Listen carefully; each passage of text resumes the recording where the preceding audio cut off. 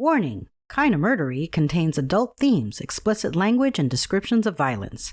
It is not suitable for anyone, and we recommend you stop listening now. Hey everybody, Zevin here.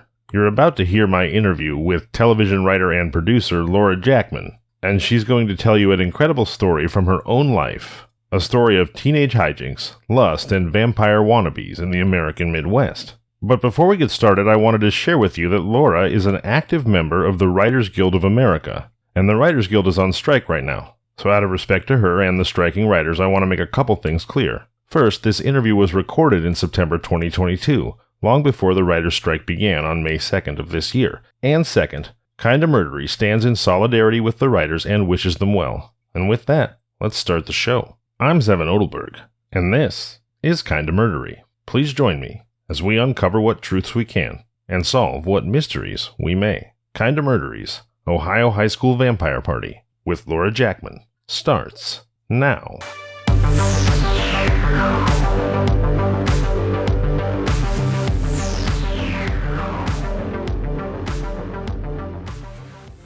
Hey everybody, I'm stoked because I have a phenomenal human with me here today. She's a woman whose craft and ability is frankly luminescent. A true triple threat, a playwright, a video game writer, a television writer, known for such projects as the Tiger King-inspired Peacock series Joe vs. Carol, Grace and Frankie, Get Shorty, Walking Dead video games, Minecraft story mode, and so much more. Honestly, she has so many impressive credits that I would have cottonmouth by the time I ended up listing them all. A true tower of talent. Laura Jaqmin is here. Hey Laura, how you doing? Hey, good, how are you? I am well. Thank you so much for joining me here today. Happy to be here. All right, well, let's hop right into it. You know, this show is called Kinda Murdery, and one of the things I like to do, and if you're willing, is there a Kinda Murdery story from the real life of Laura Jaqmin that you could share with us? There is.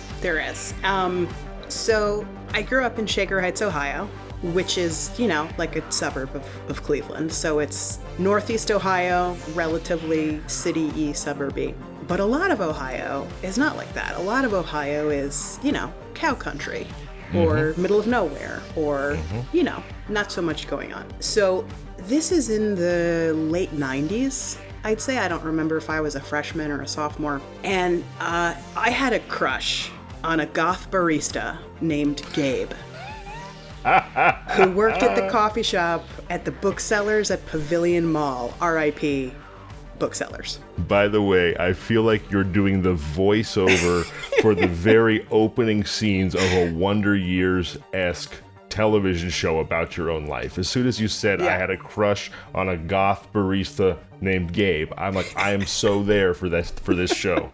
I don't think tonally this could end up on Wonder Years, but we're gonna do our best. Right.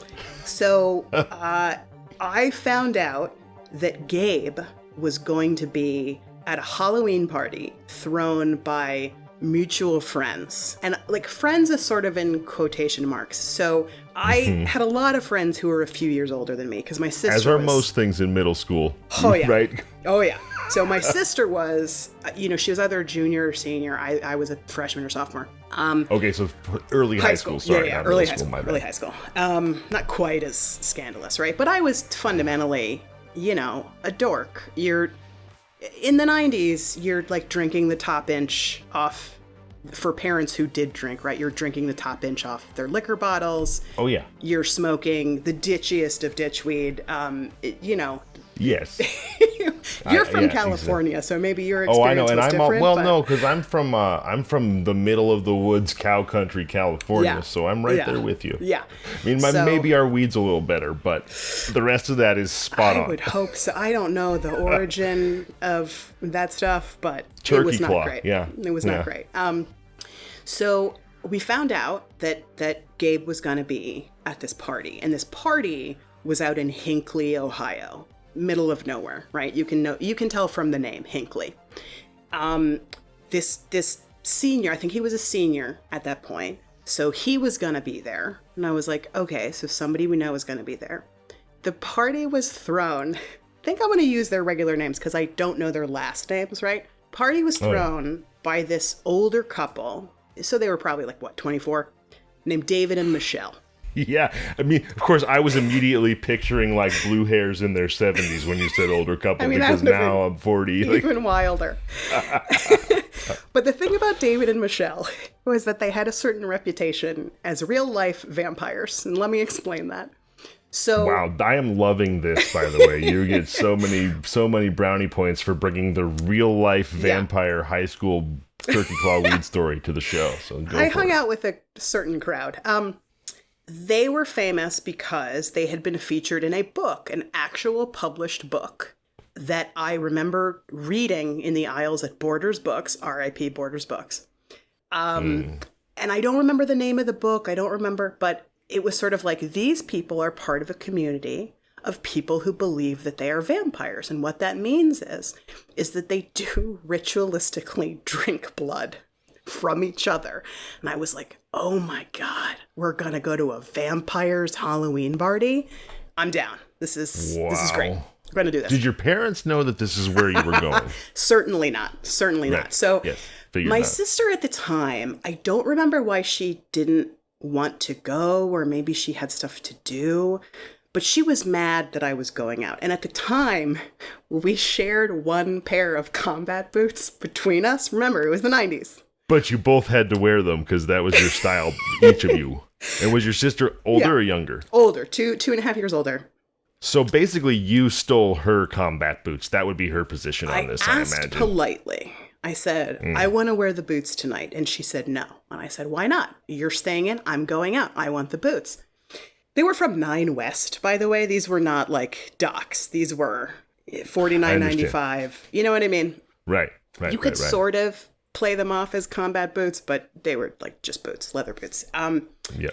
Our bedrooms were across the hall from each other. And as I was sort of haranguing her, I had my hand sort of on the outside edge of her door frame as I was yelling at her.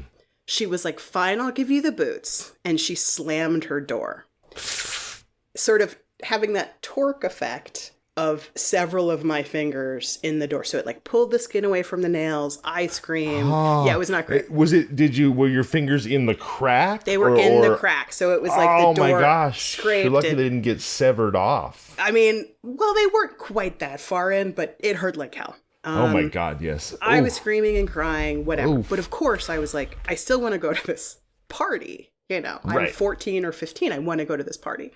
Right, you're just gonna take a lot more than losing a few fingers to stop you from going to the real life vampires Halloween blood drinking party in Hinckley, Ohio. Yeah, 100%. So, you know, I iced it. I told my mom, I'm fine. I put on the combat boots, and the plan was we were gonna go over to our friend Tony Berry's house, who was also an incredibly cool goth, because her mom was chill.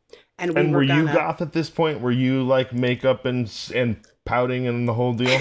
I was not all the way, but I was. Oh God, you have to remember, this is a time when, like, I mean, you were the same age, so I definitely was. On my first day of freshman year, I had bleached my hair blonde over the summer, which infuriated my father. I was wearing long fake nails that I had painted black. I was wearing like all black flare. You know, I was in all black, whatever. I didn't do like the pale makeup because I'm pretty pale to start with. I don't need much help. That's already applied naturally by God. Yeah. Good to go. But no, my freshman year yearbook pic, I'm wearing like copper lipstick. I mean, it's hideous. It's hideous. It's funny because I must have met you sophomore year or something then, because to me, you look like you have not aged a day. You look exactly as I recall you in college. That's very kind of you. Yeah, I wanted to be seen as older. I wanted to be seen as mature. And I thought that all black would help with that, you know, and having crushes on goth baristas. So we get to Tony's house, and the plan is like, we're going to borrow her clothes because she had cooler goth clothes than we did. She had the full Wednesday Addams in the closet. Whole thing, the ripped fishnets, the fishnet gloves, the black lipsticks, all this stuff. Nice. So we get all dressed up, and the plan the cover story was we're sleeping over at her house. But in reality, we're going to go out to this party that's an hour away. You know, it's funny because, as you say, the plan was we're sleeping at her house. It makes me think of Stranger Things and how these kids are like busy saving the world and almost dying on a daily basis, and the parents are just so blissfully oblivious to what's actually going on. Fast forward to now, where everyone, at least everyone I know, including my wife and I, are some version of a helicopter parent who practically has like an elf on the shelf like glued into their children's clothing, and but it makes me think like Stranger Things is a lot more accurate than I think it is watching as a parent, because you're absolutely right. When we were kids, you could just be like, Mom, Dad, I'm going to blah, blah, blah, blah. I'll be back, blah, and they'd be like, okay, bye. Oh, yeah. No, and you know, as a teenage girl, you had to get so creative because you couldn't kiss boys at the parents' house, right? So you quickly learned, you were like, well, if it's the winter, there's a little, what do you call, a little gazebo at the nature center that they can't see from the road, or there is this church parking lot that you can go and park at. Yeah, and your parents are just kind of like, did you have a nice time? And you're like, going upstairs. Everything's fine. It's so funny that you mentioned that, because yes, absolutely. We had our own gazebos. It was actually duck blinds at the nature preserve. Nice. There was a bird sanctuary that was actually, of course, the water treatment plant. And that was one of the few places you could go walking with someone and eventually achieve a modicum of privacy. Right. So I love how, you know, here I am, California, you're in Ohio, but we're the same age and had roughly the same childhood, it sounds like. So that's wonderful. Even with the gender difference and everything else. Absolutely. And usually I got caught at almost everything. But this party, I did not get caught. So we drive the hour out to Hinckley. It's cold, right? Because in Ohio, often it's snowing the week of it's freezing ass, Halloween. Midwest, yeah. So we drive out there and we get to what is a pretty normal suburban-y house. Mm-hmm. And I kind of walk in. And so I did know 4 total people there, right? I knew Tony. I knew my friend Kat. I knew this other guy who was the mutual friend. And I knew Gabe a little bit. Right. Although I think Gabe was like not there for a big chunk of the party. So it's an immediate disappointment when your crush does not show at the place they're supposed to be. Right. Gabe the babe was Gabe absent. The babe with his long black hair. So, you know, I'm trying to hang at this party. I am historically unable to hang. That has been just the story. I mean, the number of college stories I could tell you about trying to punch above my weight and just be cool and chill and hang. Yeah, it's hard. The number of blunt passing competitions with 10 dudes passing 4 blunts around and me being like, I can hang, and then falling asleep in a pizza place and being escorted home by kind souls. Cannot hang. So I quickly realized, everyone's drinking at this party. And I was still, you know, nervous and 14 or 15. But I was like, but they do have something that is liquor, but not, which is blackberry brandy, right? Which is any of those things. It's like Kool-Aid with alcohol in it. So I start drinking blackberry brandy. I am not long for this party because 2 things happen. All that sugar? Whew. All that sugar, you know, probably empty stomach, you know, there's like Cheetos at the party, something like that. I check their fridge because I'm looking for something that's not blackberry brandy to drink. And I check the freezer. And in the freezer, again, I'm sure that this is like, you know, some pretentious, you know, because they're vampires, right? They literally had blood in the freezer. They had bags of blood, Ziploc bags, labeled, frozen, you know.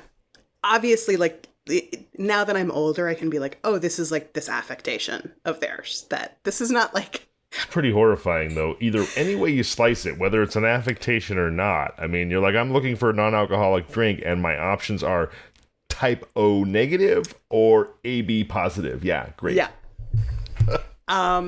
So that was unsettling. And then Tony, because this is pre-cell phone, right? So Tony, we've been at the party a little while. Tony calls her mom to check in. Except Tony's mom says, hey, so Laura's mom called. She's worried about her. Because remember, by the way, I'm in some stupid all-black ensemble, plus a massive bandage around 3 of my fingers because they got slammed And in you're the door. 14 years old, basically. Maybe you're 15. a little Yeah, kid. and I'm young. I'm young. So Tony's mom is like, her mom is going to pick her up at midnight. And we were like, fuck, oh my God, we're an hour away in Hinckley and it's already like 10:30. So did Tony's mom know that you guys were at the party? I mean, you were supposed to be chill. at Tony's house, but Tony's parents were cool. They were chill. They were chill. They knew the whole deal. They knew the deal. And you know, she was a couple years older than I was, so they were chill. Ironically, you know, the chill parents make me feel like you guys were much safer than I felt a moment ago. Like, even though other parents might disapprove, the fact that there were a set of adults that actually knew where you guys were and what you were up to, like, phew. 100%. By the way, your audio has gotten, not mine, but your audio has gotten weirdly distorted. Oh, you know, I think that I was just getting excited and leaning forward and moved away from my mic. Is that but better? it's like buzzy. I didn't know if that was, I wanted to warn you. Okay. Well, the good news is most of the worthwhile things being said are being said by you, and I can always ADR my own stuff. So let's just keep going along. This is a wonderful story, by the way. I have to say, I mean, you're such an accomplished storyteller. I suppose I should have had, you know, massive expectations, but you've just blown me away with how incredible this story is. I was not expecting like real life frozen Ohio vampires with refrigerators full of blood, severed fingers. This couldn't get any better or any more murdery. So please, classic Ohio childhood. You find out you're about to get caught by your mom for being at the vampire coven. Got it. So all of a sudden, we're making the calculus, which is it's going to take an hour to get home. She's picking me up at midnight. It's already like, 10:30 something. Right. And just at this point was when Gabe arrived. Oh. And very quickly it turned into, a bunch of people were going to go out and play. I don't know if now it's something that you would call LARPing, right? At the time, it might have just been... Which is live action role playing, and for anyone who's actually cool listening to this. So maybe it was even like there is like the vampire LARP, or maybe it was something more casual than that. It's probably Anne Rice. If this was the 90s, I'm sure it was Anne Rice related. Definitely. I would guess. Yeah. Definitely.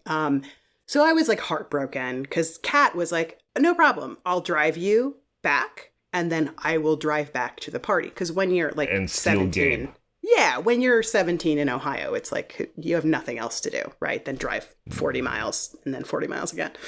Right. So I'm like saying my goodbyes and I'm super bummed because my crush just got there, but nothing's going to happen. I'm also like, again, 14. So what? And by the way, up to this point, have you had any interactions with Gabe that have made you optimistic about your prospects here? Or is it just pure fantasy that somehow he was going to sweep you up into his undead arms and vampire kiss you into the night? I feel like there had been several run-ins at the bookstore where it's like, you know how when you're a teenager and you encounter someone and you order a drink and they're nice to you, you're like, we have a connection. Mm-hmm. This is, and I think I did ask for his number. Like, I think I did have his number. So it wasn't completely based on false hope. There was something. So Laura, I think when you say when you're a teenager, you're saying that because you're a woman. I just want to give you a little insight into the male psyche. Please. The way we work is anytime any female is even remotely polite to you, speaks, smiles, says hello, you're like, oh my God, she loves me. She wants me bad. So men never grow out of that false hope presumption phase, which is why so many of us are like weird, creepy jerks, because we're like, oh, if you treat me like a human being, you must be in love with me because I only treat people that I'm in love with like human beings. So, accurate. So, I was in love with him, and who knows? I will never know how Gabe really felt. Well, something does happen that will give you some indication. But so I'm saying my goodbyes at this party. I'm drinking blackberry brandy, and David, remember David, one of the vampires. One of the real life vampires. Mm-hmm. So another thing I had found out was that they have an open relationship. Now in 2022, I know more people who are like, that's our deal. And I'm like, go with God. That's great that works for you. Have fun with that. Back in the 90s, this was not really a thing that I necessarily understood or believed or whatever. Even now, I think it rarely works Right. out. I mean, one of those doors is usually far more open than the other one. Let's put it that way. Seems to be the case. Again, for folks who it works for, great. Awesome. Yeah. Good for you. So David starts chatting me up and saying, that sucks. Like, we just got to, we're getting to know you, and I'm so sorry you have to leave the party. And that hand, that looks really bad. That's so bad. That must have given you some goth street cred, the injury, the bandages. I mean, you would think, but you just look like you're wrapped in toilet paper when you're bandaged up. So, by the way, is David, is he underage like you, or is he a full-on adult chatting you up? He's a full-on adult. Again, it's the 90s, right? So what I'm about to tell you can be cushioned a little by the fact that it is the 90s. But what David does when he says, oh, let me hug you goodbye, is instead he goes for a full open-mouthed kiss, right? Ooh. And in my shock, I drop the glass of blackberry brandy, which shatters all over the suburban basement floor, which in retrospect is a very good defense mechanism when you're like, I'm being kissed by a vampire. And I didn't sign up for that. I'm not traumatized by this. Vampire pedophile, sort of, at least hilarious. by our standards today. I mean, it's hilarious. maybe it's because I grew up then, but I don't feel like the 90s was that long ago, and like he shouldn't have been open mouth kissing a 15-year-old girl in the basement. I don't disagree with you. I do not disagree with you. Hence my shock, right? Right. But also I got my revenge because some of the broken glass got him. And also I think I ruined his vampire pants a little bit because blackberry brandy stains. Nice. So, and you might have piqued Gabe's interest even more if word got out that the host vampire was slobbering. Was into on me. you. Yes, Yeah. was into the 15-year-old. So, we leave. Kat and I leave. We drive back home. I'm weirdly exhilarated because I did sneak out to a party.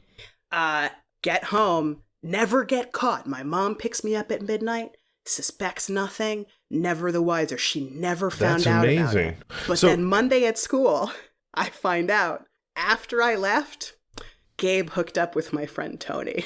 And I just Wait, the friend that you went there with explicitly to try to get with Gabe? Yes. That bee. I know. I was very sad, but also she was so cool. They had matching clothes and hair. I could not fault them. Did you just kind of feel like it was inevitable? Like, were you mad at Tony about this, or were you just like, she always gets the boys? Oh, not really. You're semi-heartbroken, and then you're like, what about that boy in my English class? And so you remained friends with Tony after this? I did, and then she graduated, and then I stopped being a goth, and, But right. I'll always have that vampire party in Hinckley, Ohio. That's an amazing story and an amazing memory. I have to ask you now, as far as the guy who open mouth kissed you all of a sudden, much to your shock, is that a traumatic memory, or did it kind of it made the night even more awesome, I imagine, right? So it's weirdly sort of in between, where when you are 14 or 15, any person showing interest in you, when you're so full of, you're just like vibrating with like, will somebody like me? Will somebody, insecurities, any attention and is wonder, a little bit bolstering. Mm-hmm. But also, it was not something that I could pretend to be cool with. And then instantly, even though he had been, oh my God, he's a vampire and he's so cool and this is his house party, instantly you're kind of like, you're one of those. So then he just stops being cool, and then you just realize, oh, you're just a creep. You're just a creep with a wife and blood in the freezer who tried to kiss me. Yeah. Right. And that's something I'm glad you were able to instantly realize. That speaks to your maturity and intelligence. I feel like when I was in high school, there were always like the hot, cool, mature girl who was somewhere between like a junior or a senior, who inevitably had, and again, like you said, the 90s, inevitably had like a 30-year-old boyfriend who went to junior college. And she was hot and cool, but he was such a loser. and this is an archetype that kept repeating in life. And you always want to say to those 15, 16 something year old girls, like, look, he's with you because he literally cannot get women his own age. He lives in his mother's basement, and he's fishing with dynamite because of what you just described, which is, at that age, what did you say? You're vibrating with somebody. Please, like say it again. I don't want to put words in your mouth, but that was so spot on. Yeah. So that's the thing, right? No, it's a horror story. You as a dad, that's a horror story to me as a girl. No, absolutely. I was like, this is a story. And that's the thing. I think even at that point, I was like, this whole night is just so wild. And again, nothing super, it's not like the plot of Booksmart. It's not like super bad. But for me, I was like, well, this is as good as it gets. Yeah. Well, and any kind of edgy experience like that doesn't end horribly generally ends up being a good memory, because, what are our lives but a collection of stories? And what a fantastic story that is. Yeah. But yeah, to your point, as a father, I'm sitting here thinking, like, some guy who drinks human blood for fun just put his open mouth all over my daughter's face. Yep. Yep. Yikes. Oh, what a story. Wow. That was one of the best, if not the best, guest Kinda Murdery story we have ever had on this show. I'm so glad. Laura, thank you so much for being here with me today. I've had such a blast. I know our listeners are going to really enjoy it. Like I said, that story you just told was off the charts good. And I just really appreciate you taking the time to connect with me here today on Kinda Murdery. You're so welcome. It was so much fun. Awesome. For Laura Jaqmin, I'm Zevin Odelberg. And this has been Kinda Murdery.